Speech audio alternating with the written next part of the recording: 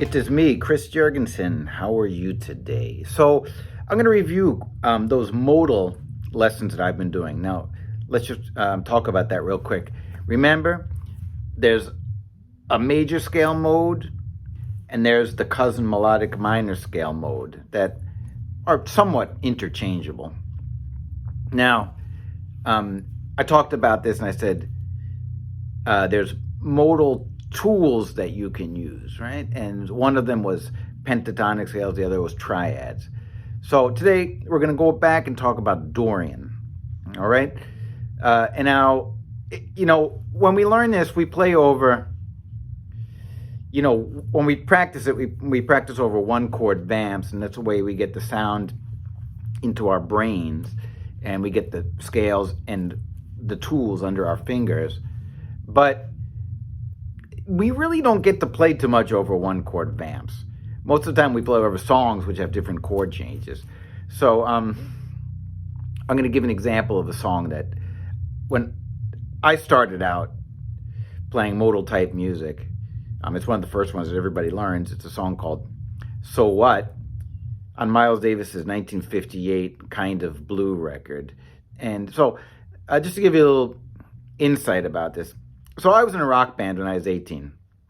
We traveled around the country for like 3 years, and I played hard rock. This was the 80s. And so when I went to college in like 84, 85 or something, I didn't really know anything about jazz. And the dudes in the big band, which I didn't play it at the time, I got into it later, wanted to jam out with me because there wasn't that many guitar players. And because I had a lot of technique from playing hard rock in the 80s, my ears were also somewhat developed. I could play solos. I just couldn't really play changes, right? I couldn't play over the changes. So they would ask me to play like modal type songs because it's just about scales, really, and that's what rock guitar players are good at. So anyways, one of the songs that they wanted to play with me was So What. And So What is when modal jazz came about. It was one of the first ones, and it's just a song that has D minor 7 for 16 bars. It has E flat minor 7 for 8 bars, and then D minor 7 again for 8 bars, right? So that's what you solo over. Now, they told me that you play the Dorian scale, right?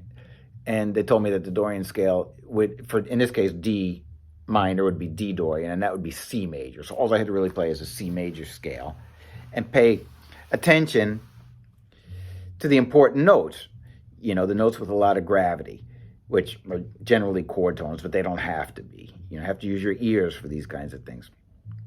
So anyways, I thought that would be easy. And then for the E flat, I just move up a half step, right? But it was so hard because I couldn't keep track of when the chords were going to change. And so I'd make the bass player like wink at me or something right before we went to the E flat. So I'd be looking at him and he would like wink, and then I knew it would be E flat and I would change. But, people aren't going to usually do that for you. So you have to develop a sense for counting. So, some good advice I could have is that develop the skill to count measures while you're soloing, right? At first it takes away from your soloing ability because if you're concentrating on counting the measures, you can't really concentrate. You can't give 100% of your energy towards playing a nice guitar solo. But you develop a sense for it after a while, and I really suggest you do that. So, you could just say, oh, it's just 2 scales, it's easy. But, either find a YouTube, backing track to So What, or download the one that I made and on Patreon and then practice that. But, see if you can do it without like screwing the changes up while you're soloing, right? It's actually more challenging than you would imagine. Anyways, getting back to strategies. On the demo here, I just purposely used the tools that we learned in the Dorian lesson. Remember, it's D Dorian and D melodic minor is going to be the cousin scale, okay? And within both these scales, you have chords, arpeggios and scales, obviously. So, and pentatonic scales, right? So, we're going to try to put those to good use over So What. Now, just to review here, remember, we have 3 minor pentatonic scales, right? So in the case of D Dorian, we have D, E, and A minor pentatonic scales, which you can combine any way you'd like, right? So next we have triads. Now, the triads, it's going to be they don't have to be major triads, but I'm just thinking major triads. You have a major triads on the flat third, the fourth, and the flat 7. So in the case of D Dorian, you have an F triad, a G triad, and a C triad, okay?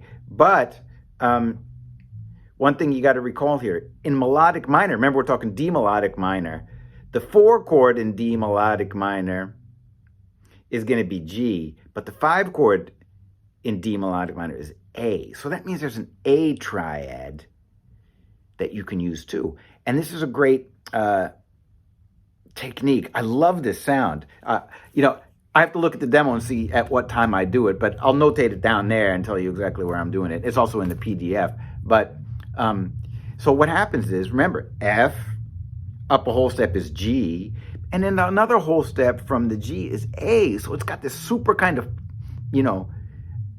momentum going on with these triads moving up. And that's another great technique that you can use, using those major triads.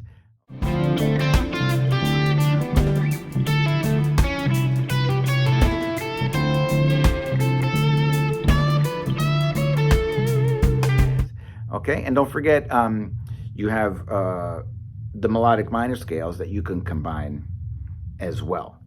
So check out the play-by-play, and I'm going to tell you exactly what I'm using. I have to figure it out after the fact. It's always like, what am I doing here?